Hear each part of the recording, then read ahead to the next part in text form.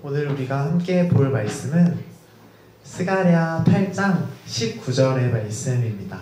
스가랴 8장 19절의 말씀입니다.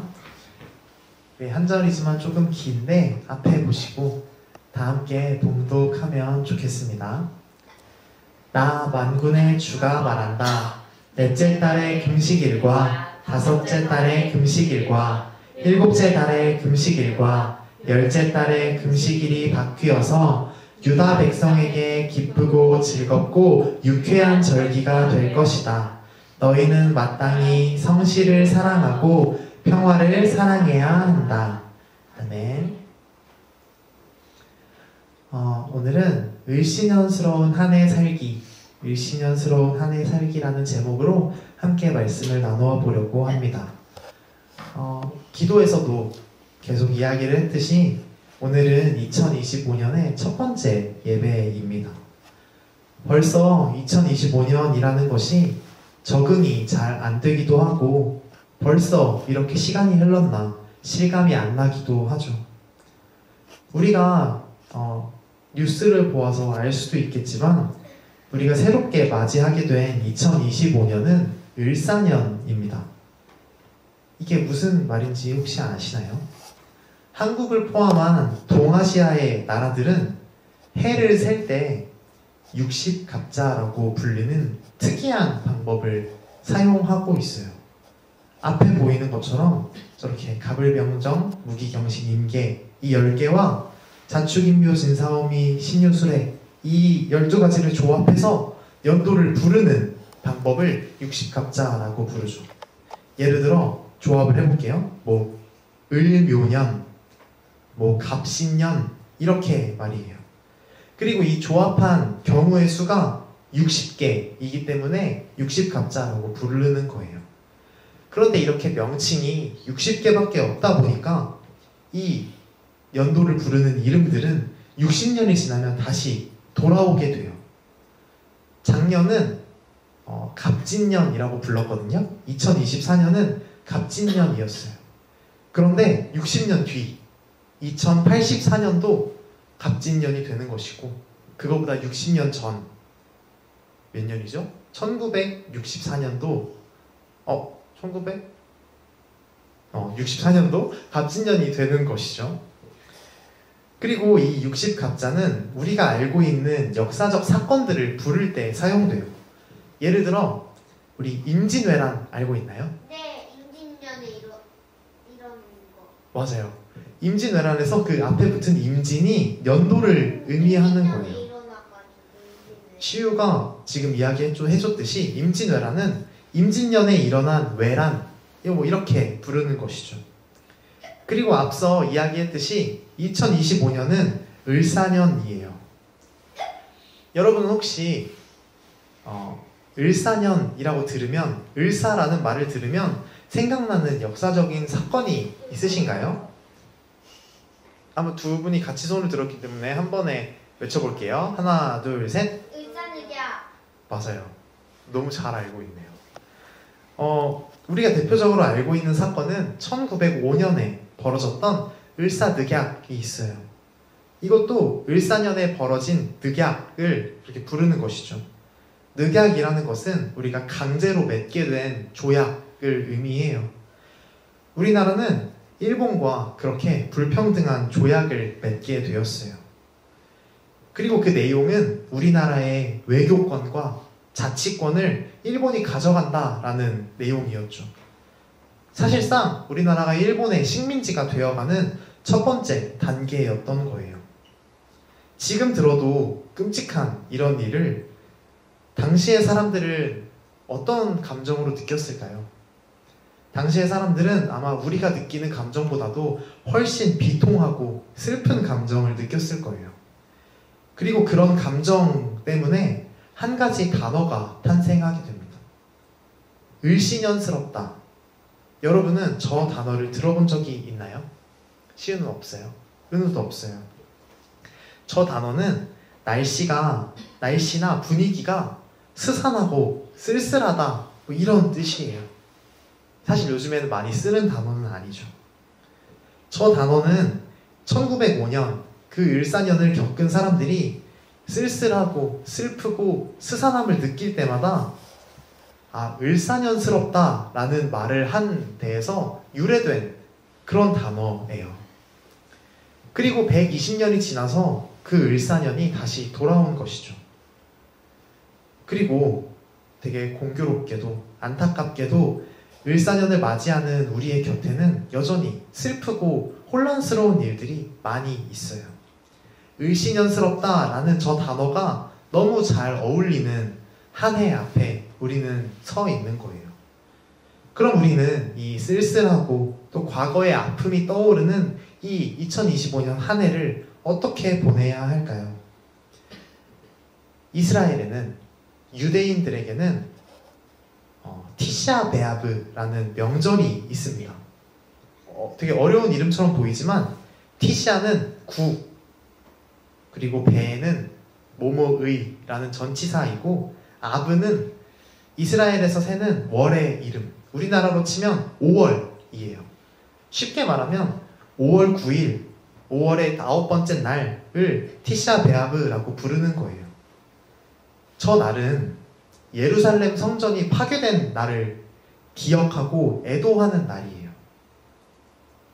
기원전 한 600년경, 580년경에는 바벨론이라는 나라가 쳐들어와서 이스라엘의 성전을 파괴한 적이 있었어요. 그리고 먼 시간이 지나서 기원 후 70년에도 로마가 이번엔 성전을 파괴하게 되죠. 티샤 베아브는 이렇게 두 가지의 성전 파괴 사건을 기억하는 날이에요. 그래서인지 딱 저 하루만 슬퍼하는 것이 아니라 거의 한 달 동안 애도의 기간을 가져요. 그리고 저 당일은 하루 이상, 25시간 이상 물을 포함해서 아무것도 먹을 수 없어요. 그리고 기쁨과 관련된 행사, 뭐가 있을까요? 결혼식, 뭐 이런 행사 같은 것도 전날은 할 수 없게 되어요. 그리고 저 전통은 꽤 오래된 전통이에요. 우리가 오늘 읽은 스가랴서에도 그 전통의 뿌리가 되는 그것이 기록되어 있거든요. 오늘 우리가 읽은 스가랴서의 말씀은 몇 가지 꼭 금식해야 되는 사건들을 나열하고 있어요. 그 중에 특별히 5째 달의 금식이라는 표현이 나왔는데 이것이 바로 성전 파괴에 대한 금식을 말해주고 있죠. 그런데 스가랴 선지자는 결국 뭐라고 이야기하고 있었을까요? 스가랴 선지자는 결국 이 슬픔에 대한 금식이 바뀌어서 기쁘고 즐겁고 유쾌한 절기가 될 것이다 라고 말을 하고 있어요. 바뀌어서 즐겁게 될 것이다 라는 것은 무엇을 의미할까요? 잠깐 먹어라. 바뀌어서 즐겁게 된다라는 게 의미하는 건 되게 간단하게 생각해서 저 이전까지는 저 5째 달의 금식이 굉장히 슬픈 시기이고 절망에 가까운 시간이었다라는 것을 알 수 있어요. 그런데 이상하게도 앞서 이야기했듯이 저 티샤 베아브라는 절기는 현재에 와서도 기쁨보다는 슬픔이 더 강조되는 그런 명절이에요. 스가랴서의 저 말씀이, 저 예언이 이루어지는 시점은 예수님이 오실 때예요. 그러니까 예수님이 오심으로 저렇게 슬픈 명절이 기쁨으로 바뀌게 될 것이다, 바뀌기 시작할 겁니다 라고 스가랴 선지자는 말하고 있는 거예요. 그러니까 스가랴서의 말씀대로라면 이스라엘 사람들은 이미 티샤 베아브가 기쁨으로 가득하고 유쾌한 명절이 되어 있어야만 하는 거예요. 그런데 현실은 그렇지 않았죠. 성경이 거짓말인 걸까요? 아니면 저 스가랴서의 예언이 아직도 실현되지 않은 것일까요? 사실 저 티샤 베아브라는 명절의 가장 중요한 정신은 슬퍼하는 것이 아닙니다. 물론 충분히 슬퍼하는 것도 그 명절의 목적 중에 하나이기는 하죠. 희생당한 사람들, 또 수치스러운 과거, 이런 것들에 대해서 충분히 슬퍼하는 것도 저 유대인들에게는 굉장히 중요해요. 그러나 이렇게 슬퍼하기 위해서만 저 날이 존재하는 것은 아니다라는 것이죠. 만약 그렇다면, 만약 슬픔만을 위한 날이라면 이렇게 유대인의 큰 명절이 될 수 없었을 거예요. 저 명절이 가지는 더 큰 의미는 저런 슬픈 상황 가운데에서도 구원해 주시고 회복시켜 주신 하나님에 대한 믿음인 것이죠. 하나님에 대한 감사이자 앞으로도 힘든 일이 있을 때, 어려운 상황이 있을 때 우리를 구원해 주실 하나님에 대한 기대와 소망인 거예요. 다만 앞서 이야기했듯이 그 역사에는 자신들이 꼭 기억해야 될 것들이 있고 희생당한 사람들이 있고 그 역사를 후손들에게 잘 전달해 줄 필요가 있기 때문에 그들은 그 기억하는 방식 중에 하나로 애도라는 슬픔이라는 방식을 선택한 것 뿐이었죠. 결국 저 날은 유대인들에게 아픈 기억임과 동시에 희망으로 나아갈 수 있는 그런 복합적인 명절인 거예요. 그리고 성경은 저 하나님에 대한 소망, 슬픔 속에서도 가질 수 있는 작은 소망을 기쁘고 즐겁고 유쾌하다라는 말로 표현하고 있는 것이죠. 어떤가요? 우리 을사년을 맞이하는 우리의 모습과 정말 닮아 있지 않나요? 앞서 이야기하진 않았지만 그 티샤 베아브 기간에는 성전 파괴만 있었던 것이 아니에요. 더 긴 시간이 흘러서 잉글랜드에서, 스페인에서 유대인들이 추방당했던 일들, 그리고 나치 독일이 유대인들을 학살했던 홀로코스트가 시행된 그 모든 날들이 저 티샤 베아브 기간에 벌어진 일들이었죠. 정확히 5월 9일이 아니더라도 그 무렵에 벌어진 일들이에요. 그래서 유대인 사회에서는 저 티샤 베아브라는 기간, 그리고 5월, 이것은 슬픔이 넘치는 기간이죠.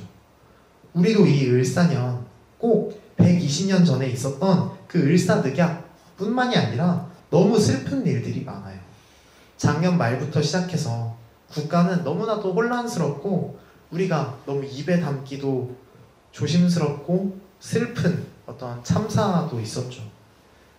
또 앞으로 남은 2025년의 기간 동안 어떤 일들이 벌어질지 사실 저는 조금 무섭기도 해요.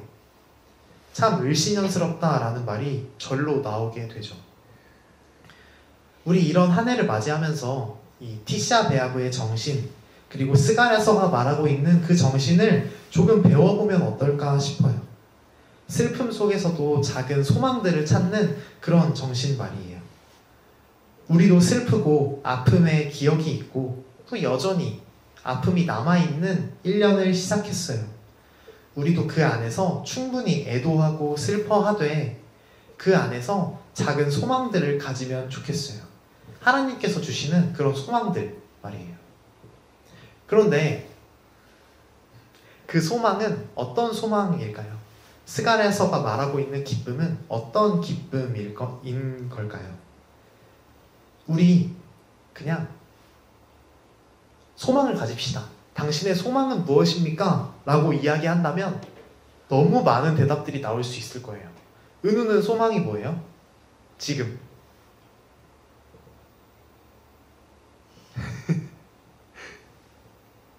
전도사님은 그냥 소망을 가집시다라고 한다면 복권에 당첨되는 거, 키가 커지는 거, 이 모든 것이 개인적인 소망이 될 수 있다고 생각했어요.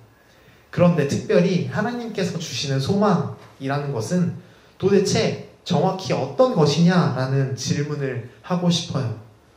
성경은 그 소망을 정확히 말해주고 있어요. 오늘의 말씀을 제가 한 번 더 읽어드릴게요.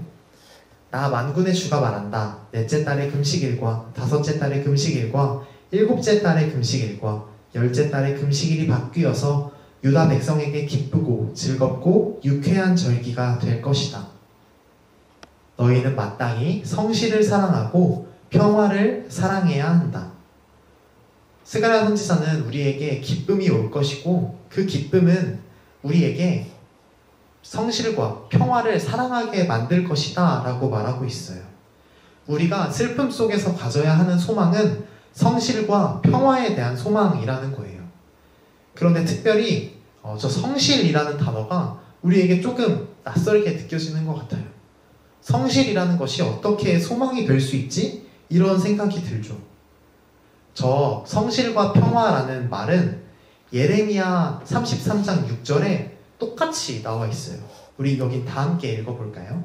시작! 그러나 보아라, 내가 이 도성을 치료하여 낫게 하겠고 그 주민을 고쳐주고 그들이 평화와 참된 안전을 마음껏 누리게 하여 주겠다. 아멘. 여기에서는 다만 똑같은 말을 평화와 참된 안전이라고 번역을 했죠. 저는 개인적으로 이 번역이 조금 더 정확하고 문맥에 맞는 것 같아요. 하나님께서 우리에게 주시는 소망은 평화와 안전에 대한 소망인 거예요. 예레미야서의 저 말씀은 바벨론에 포로로 잡혀간 사람들에게 들려주시는 말씀이에요. 포로로 잡혀간 삶을 생각하면 어떤가요? 정말 위태롭고 하루하루가 고통스러운 상황 가운데 있지만 하나님은 그때도 평화와 안전이라는 그 소망을 주고 계신 것이죠. 그리고 하나님은 오늘 스가랴서의 말씀을 통해 우리에게도 그 안전과 평화에 대한 소망을 주고 계세요. 오늘날을 살아가는 우리에게 이 안전과 평화에 대한 소망은 너무나도 중요하고 필요해요. 세상은 너무나도 위험하고 불안하거든요. 그래서 한 가지 부탁하고 싶은 것이 있어요. 한 가지 부탁하고 싶은 것은 우리만 그것들을 누리지 않으면 좋겠어요.